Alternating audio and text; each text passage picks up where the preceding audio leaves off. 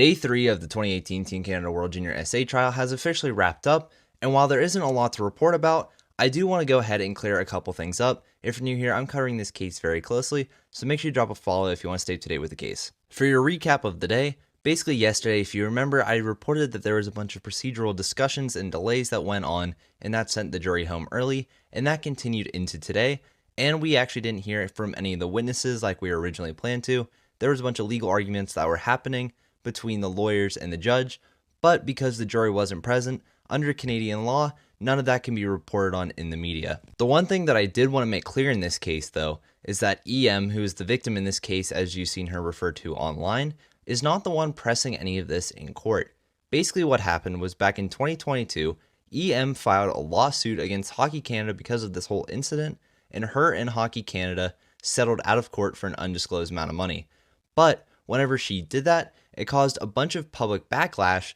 and then the London, Ontario police eventually reopened the case, and that is when they used the evidence, and then eventually this whole court case came to be. For those of you in the comments saying that EM is just coming after the players' money, that is just factually not true and is not the case of what's going on here. Court is set to resume tomorrow, so whenever we get more information, I'll make sure I have an update here.